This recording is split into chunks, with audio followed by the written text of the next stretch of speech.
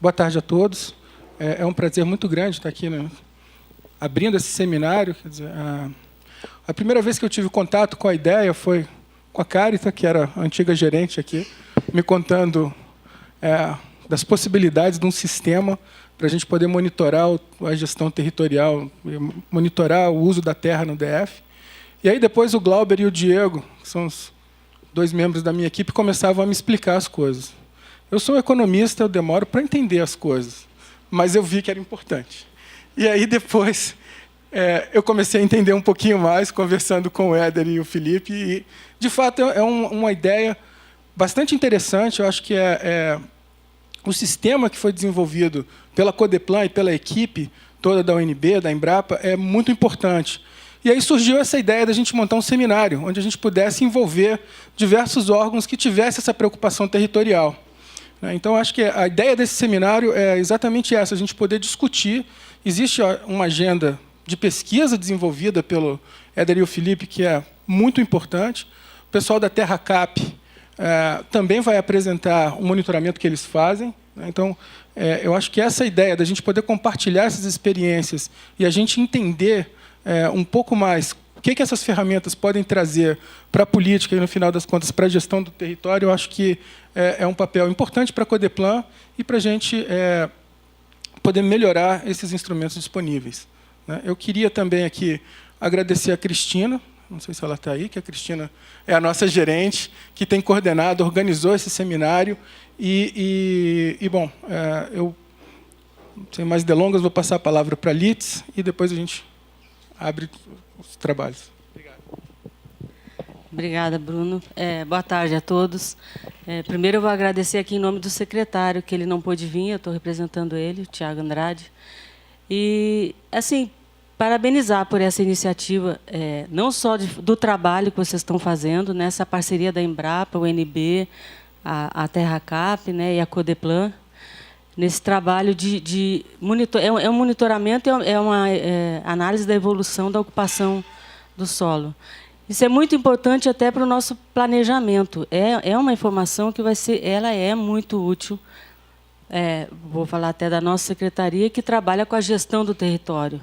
Quer dizer, a gente tem que saber como é que está se dando essa evolução e como ela se dará, porque eu acredito que vocês vão criar uma metodologia para ser aplicada constantemente, né, para que haja um constante acompanhamento. Então, eu fico pensando assim, quando a gente começar os novos estudos do plano diretor, que eu acredito que seja em breve, né, a gente já vai ter uma análise temporal de toda essa evolução. Nós já fizemos uma análise temporal, mas nunca, como vocês estão fazendo, que vocês estão analisando a zona rural também, né? Com mais ênfase até. E esse trabalho, no antigo PDOT, a gente não tinha esses subsídios. E isso vai ser muito importante, sem sombra de dúvida, né? Então, assim, é uma honra a gente estar aqui, eu sou da casa, né? Eu me sinto muito honrada. E estava comentando com o Bruno aqui, assim, que eu fico muito feliz de ver como a Codeplan voltou a ser uma empresa de referência no GDF, né? Hoje ela é citada em todo lugar que a gente vai. Hoje mesmo eu peguei um trabalho lá na secretaria que eu fui olhar e estava lá citando os dados da Codeplan, citando dados socioeconômicos. Nas análises, no dia a dia, a gente usa esses dados. Isso é muito importante, né? Então, agradecer e vamos assistir a palestra de vocês, tá bom?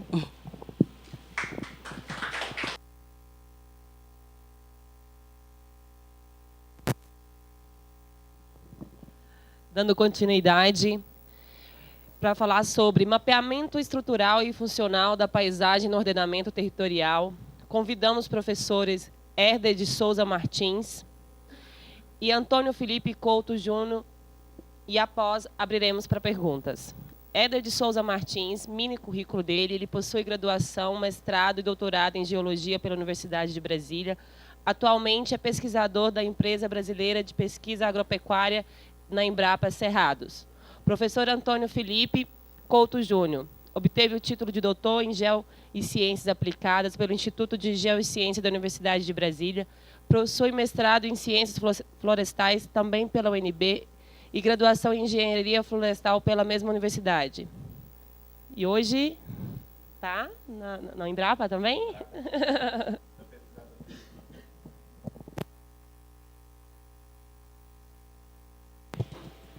Boa tarde a todos. É uma honra para mim, para o Felipe, a gente poder compartilhar aqui a nossa pesquisa, né, que nós desenvolvemos, e poder desenvolver uma parceria em que a gente vai aplicar o conhecimento que nós estamos desenvolvendo nas nossas instituições, que o objetivo no final é que isso seja utilizado pela sociedade, né? Então a nossa apresentação ela vai falar sobre esses dois conceitos de estrutura e funcionamento da paisagem, como que a gente faz esse tipo de mapeamento. Então, a primeira questão, que é importante, o que é a estratificação da paisagem? Esse é um conceito que nós estamos desenvolvendo e a gente precisa, para a gente entender esse conceito, nós temos que começar realmente do início. A humanidade, né, é fruto de um processo de evolução e a humanidade ela começou a tirar, depois que ela dominou a parte mental nossa, né, e que a gente começou a manipular a natureza, então a gente desenvolveu várias coisas muito boas, mas causamos vários tipos de impacto. Então, nós estamos numa fase agora que nós estamos passando por um período onde todos os desenvolvimentos e tudo que acontece de mudança na paisagem são mudanças que são exponenciais. Em tudo, a nossa população tem crescimento exponencial. A liberação dos gases de efeito estufa tem crescimento exponencial. Todas as mudanças que ocorrem na atmosfera, na perda da biodiversidade, tudo que a gente for olhar, as taxas são exponenciais. E isso leva a uma conclusão que nós estamos passando por uma fase, por um período, que é um período geológico, da influência da humanidade na paisagem e em todo o planeta, que é chamado de antropoceno. E o antropoceno ele causa vários tipos de impacto no planeta. E aqui a gente olha nesse trabalho do Rockstrom, 2009, e coautores, mostrando que nós temos um limite sustentável de cada tema, de cada recurso natural que existe no planeta, nós temos limites. Esse aqui que está em verde é exatamente o limite que seria sustentável. Nós podemos observar que no ciclo do nitrogênio, da perda da biodiversidade, da mudança climática, nós já superamos esses limites. Nós já passamos do limite que seria sustentável.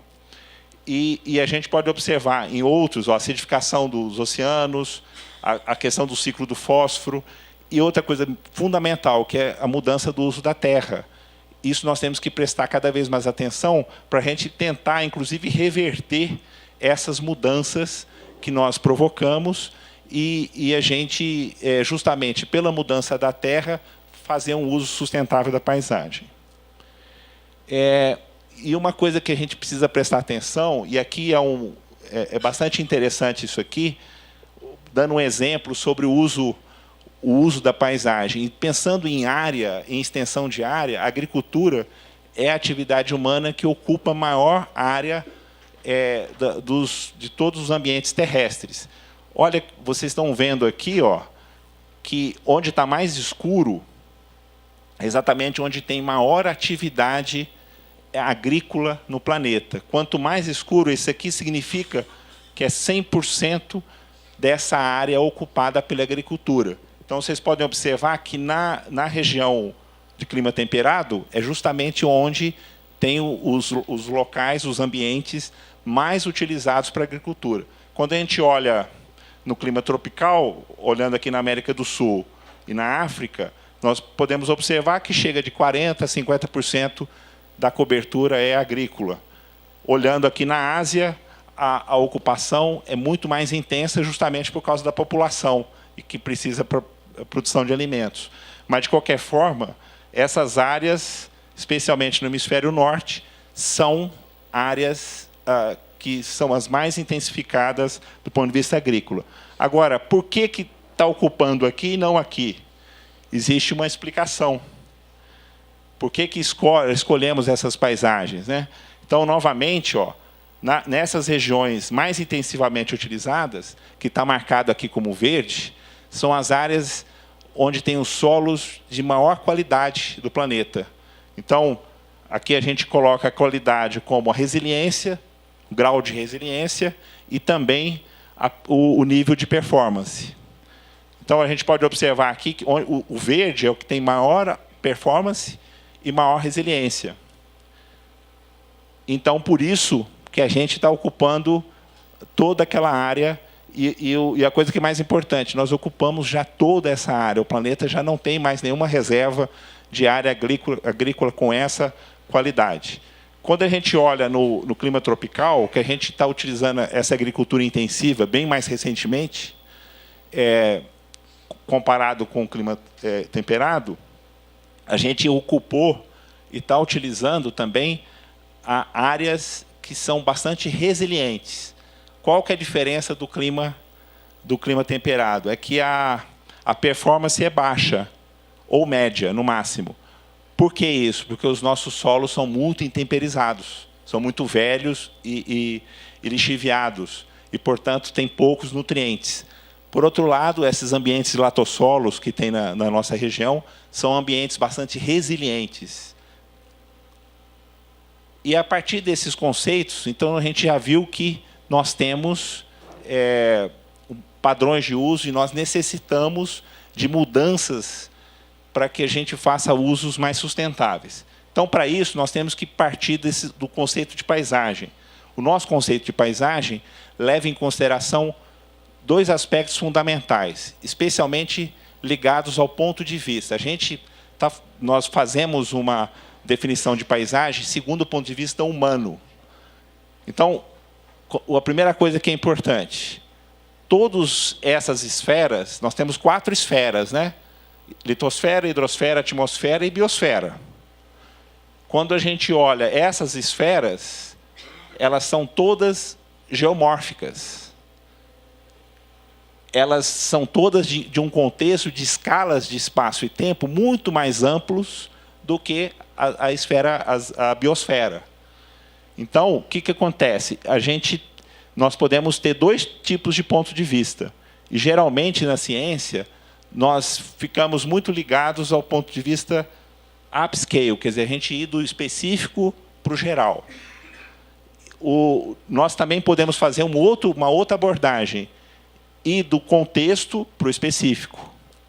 Agora, na realidade, essas 2 abordagens, elas não são antagônicas, elas, na realidade, são complementares. Assim, nós vamos chegar no conceito da paisagem. Então, a primeira coisa importante, litosfera, hidrosfera e atmosfera, está dentro do campo geomórfico. O biomórfico, ligado à biosfera e solo, e o pedomórfico, especificamente aos solos. Então, assim, na escala humana, o que a gente deve considerar? Nós devemos considerar o antropomórfico, que está ligado a todos os outros, né? Nós somos pertencentes a todos esses campos. Nós temos que considerar que nós temos um aspecto estrutural, para nosso ponto de vista, que é justamente tudo que é geomórfico é estrutural para nós, enquanto que todos os sistemas que estão associados à questão biológica, onde tem a biosfera, ele é funcional e é dinâmico na escala humana. E aí, quando a gente entra para esse tipo de estudo, é bastante interessante a gente observar o que os outros autores falaram sobre esses estudos de interação entre as esferas. Então, o nosso planeta é formado por interação de esferas, dessas 4 esferas principais: litosfera, atmosfera, biosfera e hidrosfera. Esse cara aqui, o Matheson, em 1938, ele propôs esse diagrama, onde, nesse diagrama, você tem várias possibilidades de interação. Eu posso ter um ambiente que é só litosfera, um ambiente que tem uma interação entre litosfera e atmosfera, pode ser uma interação de 3 esferas diferentes, até chegar numa esfera onde as 4 esferas estão integradas. E sabe onde isso ocorre? Ocorre no solo. Exatamente, a pedosfera, ela é a interação das 4 esferas juntas. A gente pode pegar o solo e observar que ali tem litosfera, tem o material mineral, tem a biosfera, toda a parte viva do solo, tem a atmosfera e tem a hidrosfera, tudo junto, misturado, né? Isso é o solo. Esse é o conceito de solo. Então, o Mattson ele fez essa proposta. Só que, quando a gente foi estudar isso de forma mais aprofundada, nós percebemos que ele tinha esquecido de 2 interações que são fundamentais nos nossos trabalhos hoje. O clima. O clima é justamente a interação da atmosfera com a hidrosfera. A interação da atmosfera com a hidrosfera gera o clima. Também o biointemperismo, a litosfera com a biosfera. Então, o primeiro estágio da formação do solo é a interação da biosfera com as rochas, quer dizer, a vida com as rochas. Esse é o primeiro passo para a formação dos solos, para chegar aqui, né, na pedosfera. Então, isso aqui é uma contribuição que a gente viu que tem mais 2 interações também que são fundamentais nesses fatores que a gente está falando. Então, quando a gente fala dos fatores estruturais, então nós estamos falando, do ponto de vista humano, nós estamos falando apenas dos aspectos litosféricos, hidrosféricos e atmosféricos. Na realidade, é o seguinte, a litosfera, que é a esfera das rochas, elas, quando interagem com o clima, então aqui a gente percebe que existe uma dualidade, né? A litosfera a gente pode considerar como sendo algo que é mais fixo, parado, enquanto o clima está agindo sobre as rochas. Quando tem essa interação, o que é gerado? É gerado o relevo. O relevo é o resultado da interação da litosfera com o clima. E se ele é resultado da interação da atmosfera com o clima, ele é uma propriedade emergente dessa interação. Então, a gente pode observar que a litosfera é ela sozinha, o clima já é o resultado de 2 esferas, e o relevo é o resultado da interação das 3 esferas. Então, o relevo ele tem propriedades que remetem tanto à litosfera quanto ao clima. Então, nós podemos utilizar o relevo como suporte da paisagem, o relevo como suporte estrutural da paisagem. Então, aqui mostrando de uma outra forma esse mesmo conceito, a litosfera como um fator estrutural dessa interação, o clima como um fator funcional e o relevo como sendo o resultado dessa interação. Se ele é o resultado dessa interação, ele tem um aspecto do relevo que está ligado ao clima e tem um aspecto do relevo que está ligado às rochas, formando, então, o relevo. Então, o relevo, é aqui que está um conceito interessante do ponto de vista aplicado. O relevo ele tem esses fatores que são morfoestruturais, onde a gente considera basicamente a altitude e declividade. A declividade é a primeira taxa de mudança da posição na paisagem. Enquanto, quando eu estudo as curvaturas, eu trabalho com as formas do terreno. Se ele é convexo, é côncavo, retilíneo. Então, aí já é a segunda derivada. É uma taxa dessa taxa. Então, nesse aspecto aqui, em altitude e declividade, eu tenho o aspecto estrutural da paisagem. Como é que ela é organizada estruturalmente. E, portanto, ele vai estar ligado aos aspectos estruturais. Enquanto que na parte das curvaturas, das formas, eu estou ligado ao nível funcional da paisagem. Então, no nível estrutural, o que a gente vai relacionar? Exatamente aquela parte ligada às rochas. Então, a litoestrutura, a composição das rochas, a organização dessas rochas, a história climática. No caso tropical, nós temos uma história climática de dezenas de milhões de anos. Ela é muito importante para a formação do relevo. Enquanto que no nível das curvaturas das formas, nós temos no nível funcional, onde a gente vê o comportamento da água, da cobertura vegetal, da própria atividade humana, está aqui no nível funcional. Então, nós podemos usar o relevo, o conceito principal aqui é que a gente pode usar o relevo como suporte. A primeira coisa que nós temos que considerar, se a gente está levando em consideração a questão da litoestrutura como o primeiro nível que nós devemos considerar, vamos olhar para a América do Sul e ver o nível geotectônico, que é toda a organização geológica. Nós temos basicamente três coberturas. Uma cobertura que tem mais de 600 milhões de anos, aliás, nós estamos numa cobertura desse tipo, no caso daqui do Distrito Federal, ela é toda do pré-cambriano. Uma cobertura que tem entre 60 e 600 milhões de anos, que é uma cobertura que não é metamorfizada, a nossa aqui é toda de rochas metamórficas, ígneas e metamórficas, enquanto que essa aqui são rochas sedimentares e vulcânicas. E, finalmente, nós temos a mais jovem que tem na América do Sul, que é exatamente os Andes, a Cordilheira dos Andes. A Cordilheira dos Andes ela é ativa hoje, né? Então, o que nós temos? Basicamente, novamente, nós temos uma dualidade. Um ambiente ativo, dinâmico e, portanto, funcional, que é a Cordilheira dos Andes. E o outro lado, que é a parte residual, quer dizer, faz 60 milhões de anos que onde nós estamos, nessa parte leste aqui da América do Sul e, portanto, o Brasil, ele é estável, ele é residual de um processo que 60 milhões de anos praticamente não tem mais terremoto, não tem mais vulcão, não é mais ativo do ponto de vista geológico. Ele é estável do ponto de vista geológico. Então, nós podemos observar que esse conceito ele depende do ponto de vista. Então, olhando do ponto de vista geológico, é aquilo que nós vimos. Tem um lado funcional e um lado estrutural. Vamos olhar agora quando a gente compara o nível geotectônico com o nível climático. Como é que funciona a América do Sul? Ele tem o seguinte, do ponto de vista geológico e geotectônico, a Cordilheira dos Andes ela é funcional, ela é dinâmica.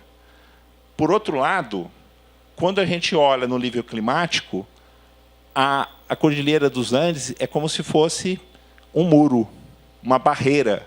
Essa barreira é uma barreira considerada, do ponto de vista climático, uma barreira orográfica, que, na realidade, segura a umidade no interior da América do Sul, a leste dos Andes. Isso é que faz com que os climas que ocorrem no interior do Brasil sejam mais úmidos do que os que ocorrem na África, por exemplo, porque lá não tem uma barreira como essa. Então, nós temos que agradecer aos Andes por ter o clima que tem hoje no interior do Brasil. Então, resumindo, do ponto de vista climático, os Andes é estrutural. Então, depende, o fator estratificador depende do ponto de vista que eu estou considerando cada fator. Então, gente, quando a gente olha, a gente pensa, vamos agora fazer o caminho para chegar até a parte biótica, que é a parte dinâmica, e é a que nos interessa do ponto de vista humano. O primeiro passo, quando a gente fala dos biomas, o que estratifica os biomas? O principal estratificador, o clima. Então, a gente pode observar que essas unidades que a gente está observando aqui, equatorial, tropical, semiúmido e etc., são a primeira base da divisão climática. E isso foi o que o Absaber, o nosso mestre, apresentou quando ele apresentou o nível morfoclimático, essas zonas morfoclimáticas. Então, a gente vê o bioma amazônico, o Cerrado, a Caatinga, né, a região onde tem a Mata Atlântica. E aqui ele mostrou uma coisa extremamente importante, né? O Cerrado ele não passa bruscamente por os outros biomas. Na realidade, ele tem zonas de transição. Isso foi uma primeira constatação extremamente fundamental. Isso é extremamente fundamental, que o pessoal fala, por exemplo, o arco verde ou o arco do desmatamento, dependendo do ponto de vista, né? mas exatamente é onde tem essa transição. É extremamente importante do ponto de vista biológico, e isso foi o nosso mestre que explicou como é que isso funciona. E olha aqui, a gente tem, com grande precisão hoje, a descrição do relevo. Nós temos o SRTM, nós temos hoje a resolução de 30 metros e de 90 metros. Então, nós podemos usar com grande precisão e com possibilidade de você relacionar o relevo com outros fatores. Por isso que o relevo deve ser usado como suporte da paisagem, quando a gente utiliza esses conceitos. E aí nós temos uma proposta. A nossa proposta é como que a gente hierarquiza a paisagem. Como é que a gente pode fazer essa hierarquização? Vamos olhar aqui o fator ambiental, aqui as unidades de paisagem, as escalas espaciais, temporais e aqui as relações esféricas. Então, a primeira coisa importante, quando a gente olha no geosférico, que está no nível geomórfico, ele está numa escala muito extensa, espacial e também temporal. O ciclo das rochas está na escala de bilhões de anos. É a mesma coisa, as províncias estruturais são limites de grande extensão espacial e temporal. E a gente pode observar que nas relações esféricas, vocês podem ver aqui que não existe o B de biosfera. Só tem a litosfera, a atmosfera e a hidrosfera.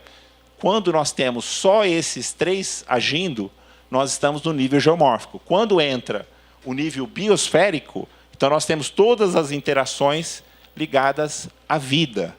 Todas que estão ligadas à vida estão nesses níveis. Aí a gente está no nível dos biomas, das ecorregiões, bacias hidrográficas, das organizações de clima, e, finalmente, o antropomórfico, que é o que nos interessa. A gente quer chegar aqui. Agora, nós temos que pensar essa organização que nós olhamos aqui do ponto de vista socioeconômico dessa forma, temos que organizar do ponto de vista estrutural e funcional em função desses outros fatores. Então, aqui, olha, esse aqui é o professor Jurandir Ross, ele que foi aluno do Absaber, ele foi orientado do Absaber. Ele fez uma proposta de taxonomia do relevo. E isso nós podemos usar essa taxonomia do relevo justamente para mostrar a questão desde o nível morfoestrutural, que é aquele das rochas, depois das rochas em relação à organização do relevo, as formas de relevo, os tipos de formas de relevo, os tipos de vertente e, finalmente, no último nível, que é aquela dinâmica da paisagem do relevo que está acontecendo agora. Por exemplo, as vossorocas, né? As vossorocas estão nesse nível aqui. Então, novamente, o que a gente tem que levar em consideração? Para o primeiro nível de divisão da paisagem no nível biomórfico, nós temos que considerar o geotectônico como base. Então, as ecorregiões, elas foram estratificadas e organizadas, e aqui nós estamos dando um exemplo das ecorregiões do Cerrado, que são 22 ecorregiões. Cada unidade dessa aqui está, na realidade, um limite geotectônico. Então, nós temos aqui só para dar o exemplo, 6 ecorregiões que são planaltos e que são agrícolas. Aliás, só essas ecorregiões são agrícolas, as outras têm um uso agrícola de baixa intensidade. Existe uma relação com esses fatores para existir essa agricultura ali. Então, aqui, olha, a gente pode ver que nós podemos fazer esse tipo de classificação. Ó, o material de origem, que é das rochas, o clima, que é a interação atmosfera e hidrosfera, o relevo, que é a interação dos dois, estamos no nível geomórfico. E os solos, que está já no nível biomórfico. Então, vamos dar o exemplo do Planalto Central, que é onde nós estamos, é o nosso quintal, né? A nossa ecorregião está dentro, o Distrito Federal e a região toda em volta está dentro do Planalto Central. Então, olha aqui, que interessante. O Planalto Central, que é uma unidade geomorfológica e também ecorregional, o limite dela é um limite de uma entidade geotectônica, que é chamada Faixa Brasília, que é do pré-cambriano, bastante antigo. Eu tenho rochas aqui metasedimentares, clásticas e calcários, e aqui nós temos rochas metamórficas e ígneas desse lado. Então, a gente pode observar a parte mais alta, que está em vermelho, mais alta e plana, e o que está em azul, essa parte dissecada, e azul muito intenso, é baixo e plano. E aqui, como é que está organizado esses dois grandes contextos. Então, a explicação de como está organizado o relevo, a primeira explicação está ligada à geologia, à organização da geologia. Toda a parte mais plana e elevada, olha o Distrito Federal aqui, ó. Ele está nesse contexto geológico, que explica por que nós temos chapadas bastante extensas e esses contextos que ocorrem aqui na região. E aqui uma coisa importante, a faixa Brasília, que é isso aqui, ele é resultado do choque de 3 placas, o Crato Amazônico, o São Francisco e Paraná. Os 3 se uniram, tinha um fundo oceânico no meio, eles se uniram, encontraram, formaram uma cadeia de montanhas do tipo Himalaia, igualzinho o Himalaia, só que o Himalaia é recente, esse aqui é bastante antigo. Então, vamos olhar aqui como é que a gente faz o estudo. Primeiro, a gente mostrou como é que a paisagem é organizada. Agora, vamos fazer um estudo lá dentro dessa paisagem. Como é que a gente faz? Vamos selecionar bacias. Olha, que nós pegamos 2 bacias aqui, que são as bacias do Maranhão e a bacia do Rio das Almas. Uma contígua à outra, que é exatamente nesse ambiente. Olha como é que é o relevo. Eu tenho uma área aqui mais plana e elevada aqui, na bacia do Maranhão, e mais dissecada com dessas depressões na bacia do Rio das Almas, que é contígua aqui ao Distrito Federal. Então, vamos olhar aqui o que acontece. Aqui, nós pegamos esse mapa, fizemos uma classificação e geramos um mapa geomorfológico. Esse mapa geomorfológico, com várias unidades, mostra exatamente um escalonamento, né, de chapadas e áreas dissecadas e áreas de depressão. Que é, como está mostrando aqui, ó, áreas de depressão, as áreas de chapada e essas áreas intermediárias, do bacia do Rio das Almas e do Maranhão. Então, para mostrar aqui, gente, como é que a gente relaciona o relevo com o uso. Isso aqui é como é que é o uso. Olha que interessante. Quando a gente olha na bacia do Maranhão, ela tem um uso menos intenso, agrícola e urbano, e a gente está olhando, ó, isso aqui vai da parte mais elevada até a parte mais baixa. É uma topo-sequência fazendo um corte, daqui da parte alta até chegar no rio. Então, olha que a gente observa na paisagem e nas topo-sequências, nós observamos esse padrão de zigue-zague do cerrado, que é esse aqui, ó. Esse é cerrado. Por que ele forma esse zigue-zague? Porque nas áreas mais declivosas, o pessoal não faz nenhum tipo de uso. Então, ele fica, a proporção dele é maior. Quando tem um relevo plano, ele é mais apto para vários tipos de uso, urbano e rural. A mesma coisa acontece na Rio das Almas, tem o zigue-zague, ó, da agricultura, da mesma forma. A diferença é que é uma bacia mais agrícola. Por quê? Porque eu tenho essas depressões, essas áreas mais aptas para uso agrícola. Então, aqui a gente tem uma atividade agrícola bem mais intensa. Então, assim, nós conseguimos mostrar a relação de uso entre a parte estrutural e dinâmica da paisagem. E aqui tem uma última coisa da parte estrutural, aqui no nível de escala bem mais detalhado, mostrando exatamente esses 2 contextos que nós temos na paisagem regional, as chapadas e as depressões. E aqui nós temos, olhando para esse diagrama, nós temos 2 tipos de composição de solo. Apesar de ambos serem latossolos, os solos mais jovens e com maior capacidade de nutrientes e com mais ricos em água são os da depressão. Por isso que a bacia da Rio das Almas é mais utilizada para a agricultura. Essas chapadas, elas são mais pobres e perderam mais nutrientes e têm menor disponibilidade hídrica. E aqui acontece exatamente isso. A gente vê, usando os mesmos tipos de sistemas, a gente pode observar aqui, ó, na parte alta, o índice de vegetação. Eu tenho menor produtividade na parte mais elevada e na parte baixa, muito maior produtividade. Eu tenho mais carbono na parte, como carbono no solo, tem mais carbono na parte mais baixa do que na parte mais alta. Então, a gente vê que essa estrutura da paisagem condiciona todos os aspectos biológicos e funcionais da paisagem. Então, aí eu tenho uma pergunta que eu vou fazer agora, que é fundamental nesse momento. Como compreender o funcionamento da paisagem? Aí fica difícil de responder depois de tanta coisa interessante, né? Mas se você for pensar, a gente quer, de fato, se encontrar, né? Evoluímos e chega nesse momento, depois de tantos bilhões de anos que ele falou aqui agora, e o que a gente quer?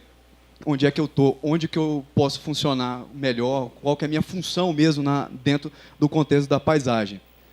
Dessa grande estrutura, né, por assim dizer. E aí volta também a ajuda do grande mestre Absaber, que realmente já integra esses dois fatores, tanto o aspecto estrutural quanto o aspecto funcional, e coloca como indispensável essa relação entre o relevo, de uma forma bem simples que ele tratava, e os seres que povoam esse relevo, como já foi visto aqui anteriormente, a importância do relevo, né? E esse grande mestre coloca algumas premissas de estudos, sintetizando toda essa organização que foi feita aqui até o momento, desde esses grandes compartimentos, a compartimentos intermediários, até chegar no próprio funcionamento da paisagem, certo? Desde uma abrangência regional e de escala pequena, até uma abrangência local, que é a fisiologia propriamente dita, o funcionamento da própria paisagem, por assim dizer. Ele deixa esferas sintéticas, né, partindo lá do físico, que é o mais amplo, o mais abrangente, até o biótico regional, mas integra isso num chamado espaço total regional, onde existe esse convívio de ecossistemas naturais, agroecossistemas e os ecossistemas urbanos, que é esse que é mais importante do espaço total regional, que é essa integração. Um outro pensador também, que é muito importante dentro do contexto da paisagem, até porque foi um dos fundadores da ecologia da paisagem no mundo, é o professor Zeev Navé, que apresenta um conceito muito parecido com o do Absaber, colocando aí o ecossistema humano total e a integração do humano em relação ao ambiente total. Ele, em seus trabalhos, ele evidencia de forma bem clara a importância dos aspectos geosféricos, né, atmosfera, litosfera e hidrosfera, como já vimos anteriormente, e aí como que isso é utilizado na paisagem pela humanidade, como fonte de energia, a priori, né?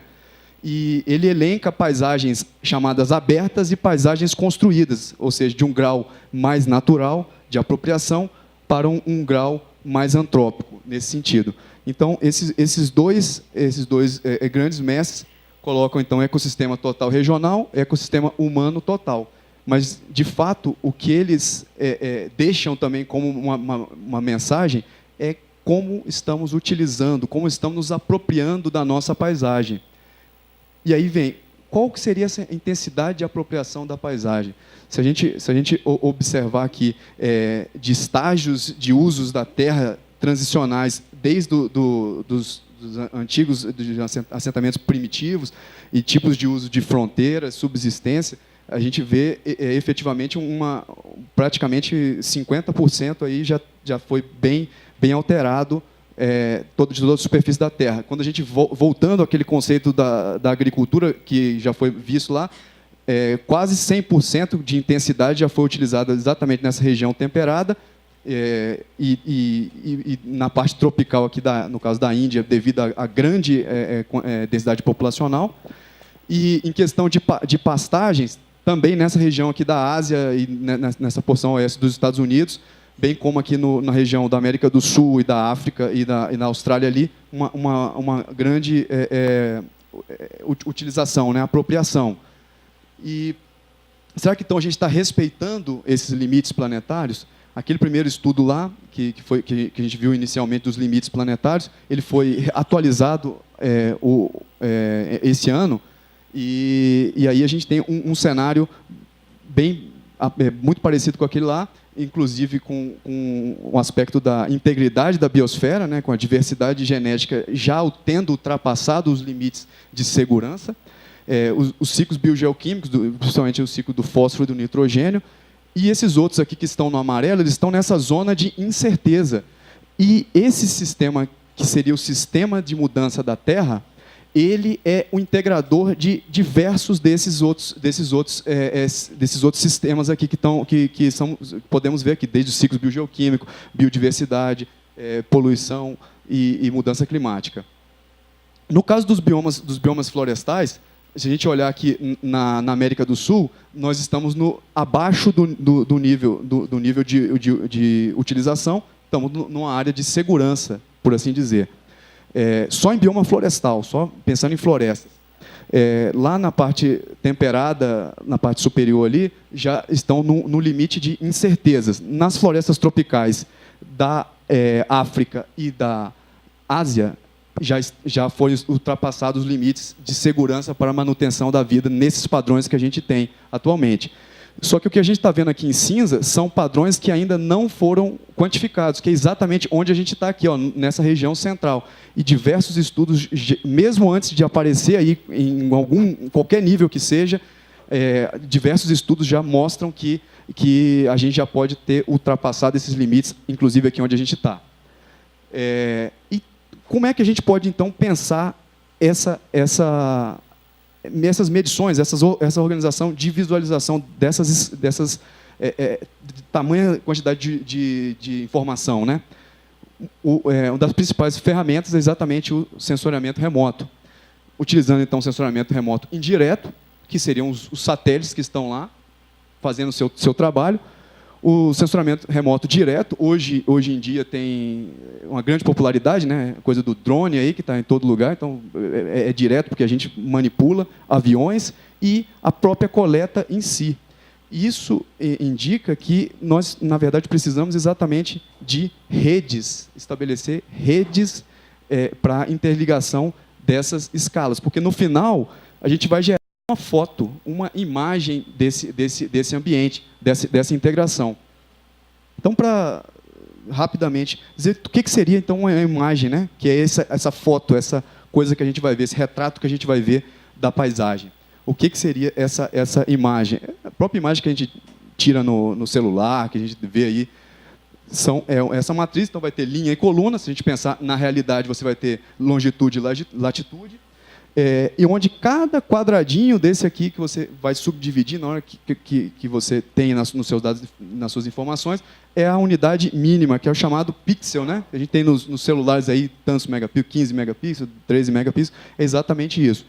Então, é importante a gente só passar rapidamente sobre os principais conceitos de resoluções espaciais, espectral, radiométrica e temporal. Dentro desse contexto aqui de resolução espacial, é exatamente essa questão do pixel, essa menor unidade que é detectada pelo seu sensor. Se a gente for ver essa sequência aí, no início você não vai enxergar muita coisa, e quando você vai aumentando a quantidade de pixels, por assim dizer, você consegue detectar melhor. Mas isso que está querendo dizer aqui, que a gente pode detectar aqui, é quantidade de informação. Quando a gente tem essa imagem aqui, nós temos um tamanho de pixel desse tamanho, que é muito menor do que esse aqui. Então, a gente tem a capacidade de obter, de guardar informações muito maior do que nesse outro aqui. Mas não é que uma imagem seja pior do que a outra. O que importa é a função que a gente quer, qual é o tipo qual a escala que a gente está mapeando e como que a gente vai integrá-las. Quando a gente vai para a resolução espectral, bem rapidamente, é exatamente essa capacidade da gente enxergar além do visível aqui, além do visível. Então, no sensoramento remoto da superfície terrestre, nós utilizamos esses comprimentos aqui, que vão do visível até o micro-ondas, que permite que a gente tenha outras visões, inclusive visões químicas da cobertura da Terra. Por isso que a gente amplia essa capacidade de distinção. A próxima resolução é a chamada resolução radiométrica, que é o nível de quantização, o nível de quanto de informação eu posso armazenar dentro de cada unidade mínima. Ele está relacionado com os níveis de cinza. Mas aí eu vou dar um detalhe que, para não ter dúvida, porque a gente está falando de níveis de cinza e não tons de cinza, tá? E é exatamente isso aqui. Quanto de informação nós podemos armazenar dentro de cada pixel? A gente pode armazenar ou duas informações, preto e branco, então a gente pode ter um preto, um branco e um intervalo entre eles. Então, quanto maior for esse intervalo, mais informação a gente tem e mais capacidade de diferenciação dos dados a gente vai ter. Então, isso aqui é na real, que você pode tirar aí no seu celular, e esse aqui é em relação às imagens. Se você tem dois níveis, você vai ver preto e branco, e se você tem 8 níveis, você vai ver 8 bits, você vai ver diversos níveis de cinza, e você vai ter a capacidade de diferenciar muito mais a superfície. A resolução temporal, bem rasteiramente dizendo, é a capacidade, o tempo que o sensor demora para retornar o imageamento dentro da mesma imagem, em relação a mesmo local. Só que, de fato, a gente está tratando de a capacidade do sensor acompanhar a cobertura da Terra, acompanhar como que está aquela superfície terrestre. Aí eu vou dar um exemplo na prática primeiro, depois a gente vai entrar na prática. Assim, esse era eu quando eu entrei como professor, tá? Em 2011. Aí, se a gente for fazer projeções, até para a gente ver como é que é essa questão de temporal, né? Você foi lá, tem aquele site lá em 20 anos, ou 20 anos depois eu vou estar assim, 30 anos depois eu vou estar assim. Vamos dizer que lá no final da carreira eu vou estar desse jeito. Não vou estar tão acabado. Estou vendo alguns alunos aqui, espero que vocês me ajudem para não ficar com tanta olheira aí e continuar inteiro. Mas, e na real, como é que a gente pode ver isso? Como é que ocorrem essas mudanças? Eu vou começar com exemplos bem didáticos, que no caso aqui é da região do oeste da Bahia, ali, do município de São Desidério. E nesse estudo aqui de 1984 a 2004, fica claro que a atividade agrícola reduziu, influenciou na presença da cobertura vegetal. Aqui a gente consegue. Isso aqui é mais ou menos igual aquilo que eu tinha mostrado ali, né? Como é que era antes e como é que ficou depois. Mais ou menos isso. E aqui a gente vê onde é que foram essas ocupações. E é possível também você organizar de tal forma que você fala que os mais verdinhos são as ocupações mais antigas e os mais vermelhos são as ocupações mais recentes. E esse pensamento em relação à área urbana também existe. Existem diversos estudos. Esse aqui é um estudo lá de uma cidade dos Estados Unidos que queria detectar como é que foi o desenvolvimento da mancha urbana, e em 1986 era assim, e em 2002 é dessa forma. Com isso, você tem como identificar padrões, caracterizar o tipo de expansão, onde que eles estão ocorrendo. Mas se a gente tiver maior quantidade de informação, aí a gente vai poder contar uma história mais completa. E no caso aqui, vamos ver o funcionamento. Como é que funcionaria essa vegetação? Eu pego uma foto, é apenas um momento. Agora, você imagina se eu pego diversas fotos durante vários anos. Aí eu vou ter um álbum completo, que eu vou entender o comportamento exatamente dessa cobertura que eu estou avaliando. No caso aqui, são uma das principais fitofisionomias do cerrado. e os seus respectivos comportamentos. Se a gente olha aqui nesse primeiro, mata-galeria, que são aquelas matas frondosas, localizadas nos ambientes côncavos e com maior disponibilidade hídrica e nutricional, eles vão ter os maiores valores de produção de biomassa e a menor variação sazonal entre seca e chuva. Quando a gente vai para o extremo, que seria as formações campestres representadas pelo campo limpo, eles vão estar localizados nas áreas convexas e com menor presença, disponibilidade nutricional e hídrica. Então, ele vai ter menor biomassa, de uma forma geral, e vai ter maior oscilação entre as estações, uma sazonalidade mais marcada, exatamente por conta que, na época da seca, o solo fica praticamente exposto, naturalmente. Da mesma forma, isso vai ocorrer para as culturas agrícolas. Da mesma forma, isso vai ocorrer para as culturas agrícolas. E essas são respostas biofísicas de 12 anos de todas essas culturas: soja, milho, algodão e o café.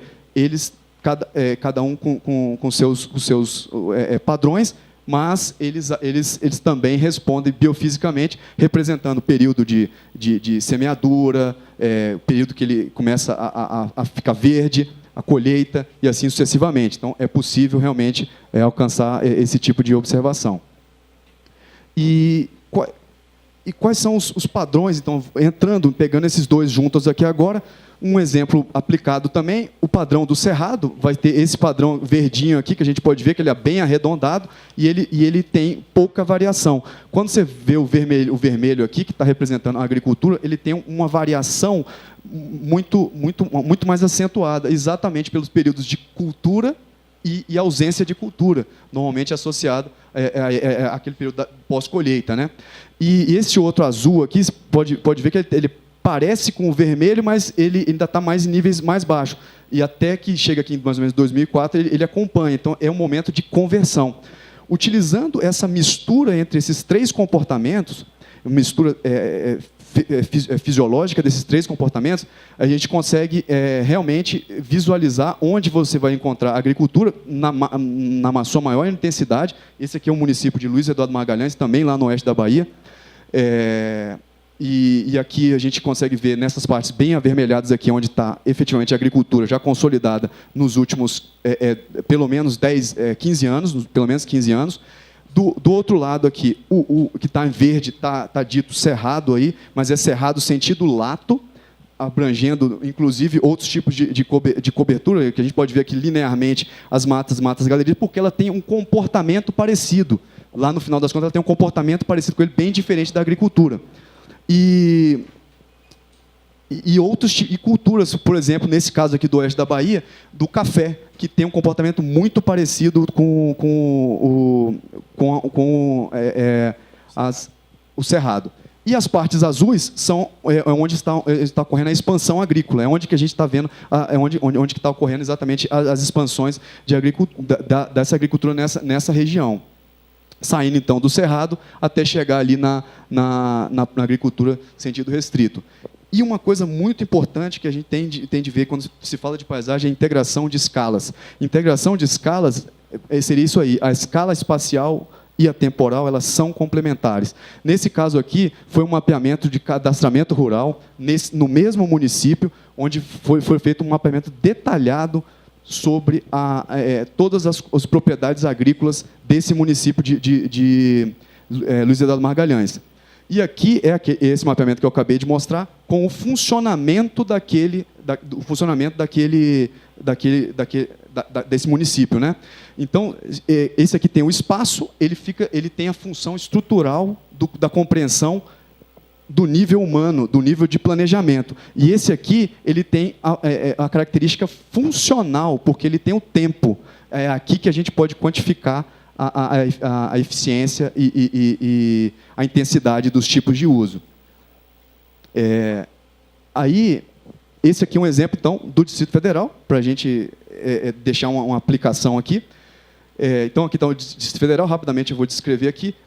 Quanto mais branco, maior atividade fotossintética, produção de biomassa, se você assim desejar. E quanto mais escuro, menor atividade fotossintética. Cidades e lagos, eles vão ficar em tonalidades escuras, exatamente porque ele não tem produção de biomassa, a atividade fotossintética é bem reduzida. As áreas que são mais variantes são essas regiões aqui, exatamente da região leste do Distrito Federal, que é onde está a atividade agrícola. Se a gente olhar aqui uma área protegida, que é o campo de instrução militar aqui de Formosa, Parque Nacional, Águas Emendadas, eles vão ter padrões muito mais estáveis em relação à produção de biomassa. As cidades, como eu falei, são escuras, eles vão ter baixa variação, mas eles vão ter baixos valores também de biomassa, então, é atividade fotossintética. Então, a gente consegue diferenciar esses tipos de padrões. Isso aí é um apanhado de 12 anos, aí, um pouco mais de 12 anos, da cobertura do DF e do entorno aqui, realizado por isso aí, por esse sensor MODES aí, que é um dos estudos que a gente vem realizando nesses últimos 10 anos aí. Depois de tudo isso, daquela bela história estrutural, desses funcionamentos aqui, aí reforçar. Então, por que integrar estrutura e funcionamento, se a gente for pensar? O professor Stephen Wainwright vai falar: estrutura sem função é uma carcaça, função sem estrutura é um fantasma. Então, isso aí é uma coisa que tem tudo a ver com o que a gente está querendo, com o que a gente está desejando. Qual seria a estratégia, então, mestre, por favor? Então, nós não podemos separar. Qualquer estudo tem que ter os dois aspectos, estrutural e funcional. Então, qual é a nossa proposta metodológica? Nós começamos no nível de contexto, trabalhando com o bioma, no caso nosso aqui, o bioma cerrado. Vamos para as ecorregiões. Temos aqui a ecorregião que nos interessa, que é o Planalto Central. E aí a gente vai para a ecorregião, estuda o fator estratificador, identifica áreas representativas que a gente pode fazer o estudo para depois extrapolar os dados. Faz o mapeamento do fator estrutural. Então, quando a gente faz o mapeamento do fator estrutural, ele vai dar uma classe, uma unidade estrutural. Ela é espacial. Depois vai para a parte funcional, então a gente vai ver a dinâmica de cada unidade estrutural da paisagem. E isso depois volta. Isso aqui funciona como uma metodologia que é cíclica, ela sempre vai retornar novamente para o seu início. Pode ficar. E se a gente essa abordagem sistêmica integrada, ela passa, então, de estudos de representatividade de áreas de referência, de indicação de áreas de referência, e estudos de dinâmica dessa cobertura vegetal dentro dessas áreas de referência, para a quantificação, geração de índices quantitativos dos processos ecossistêmicos. E, com isso, geração de funções de transferência para a indicação de áreas de referência, inclusive em outras unidades, outras ecorregiões, para a gente poder ter como se fosse um denominador comum de comparação, e aí a gente tem para a gestão pública, isso aí poderia ser uma coisa integradora, na verdade é uma coisa integradora, né? Então a gente vai apresentar aqui, como é o nosso próprio quintal, a gente tem de reforçar bastante essa coisa do estudo de caso aqui no Planalto Central, começando, então, pelo bioma e as ecorregiões. Como já foi dito, vou reforçar aqui mais uma vez, ele está nessa publicação aqui da Embrapa Cerrado. Inclusive, quem quer ter uma referência única sobre o Cerrado, esse aí pode ser um dos livros que falam sobre diversos assuntos, ecologia e flora da Embrapa Cerrados, que no seu capítulo 8 ele vai caracterizar 22 ecorregiões. E a ecorregião que nós estamos é essa laranja aqui, a ecorregião do Planalto Central. A identificação do fator estratificador. Então, aqui, a primeira coisa que é importante, a gente viu que o relevo é o nosso suporte da paisagem. E aqui, realmente, a nossa paisagem aqui do Planalto Central, ela é separada por duas superfícies de planeamento. São duas unidades de relevo bem grandes que ocorrem aqui na região. Uma bastante elevada e plana, que é exatamente no Planalto, e é onde o Distrito Federal ocorre. E a outra, que ocorre nessa porção mais dissecada e plana, que está marcada em azul. o que é importante nesses dois contextos? Primeiro, o geológico, que explica essas duas organizações de relevo. Toda essa área que está marcada aqui a oeste do Planalto Central são rochas que são facilmente intemperizáveis e que elas foram dissecadas e transformadas, e por isso gerou depressões. Enquanto na área onde nós estamos, no Distrito Federal, nós temos rochas mais resistentes e por isso preservou os planaltos. Então, o relevo como fator integrador, né, do Planalto Central, né, começando exatamente por essa região que ele falou que está mais preservada aqui, e que são essas chapadas mais amplas, se a gente for observar os padrões de uso que vão ter aqui, vão estar localizadas as cidades, nesse ponto aqui, no caso de Brasília aqui, e o das cidades do Distrito Federal, aqui da região administrativa, e a agricultura nessas tonalidades aqui, rosa, branco, ao longo dessa faixa aqui. Ó. E essas zonas azuladas aqui, localizadas nessas porções aqui mais dissecadas, associadas à pastagem, mais associada à pastagem. E nessa porção superior aqui, lá, chegando aqui na chapada dos Veadeiros ali, a gente vai ter as áreas mais preservadas, até de acordo com vários estudos que indicam isso, que a porção norte do Cerrado ela está mais preservada que a porção sul. Então, o Planalto Central também acompanha esse próprio padrão. A indicação da área representativa. Então, o que é importante nesse contexto? Então, vamos pegar um exemplo aqui do Alto Curso do Rio Preto. Então, nós temos a bacia do Alto Curso, ela é bastante similar do ponto de vista geomorfológico, e aí agora tem um padrão de uso bastante distinto. Exatamente. Nessa parte aqui, que é aquela região leste do Distrito Federal, é onde é a parte agrícola, é um padrão, nitidamente a gente vê que é bem diferente da parte protegida, dessa área protegida, que é o campo de instrução militar de Formosa. E aí, com o fator estratificador, a gente consegue, então, avaliar essas duas áreas e compará-las. Então, no fator estratificador, que é o relevo, nós podemos ver unidades geomorfológicas que ocorrem ambas na parte natural e na parte que tem uso. Vocês podem observar esse contexto aqui, que está em amarelo e azul, que é as áreas mais amplas que ocorrem nessa paisagem. E do lado de cá, ela é agrícola, e do lado de cá é natural. Então, eu posso utilizar a cobertura natural aqui como referência para essas áreas. Se a gente der um zoom aqui nesse quadrante aqui, esse lado de cá, então, é a parte de agricultura, e o lado de cá é a parte natural. Olhando do lado de cá, do lado dos cultivos, esse é o primeiro plano, onde estão os cultivos. Se você olhar do lado de lá, o primeiro plano é exatamente essa parte de cerrado. E aí, dentro dessa chamada depressão intraplanáutica, a gente, esse número 0 aqui seria o equivalente ao cerrado, ou seja, esse aqui é o padrão do cerrado, uma normalização feita entre o cerrado em relação à cobertura.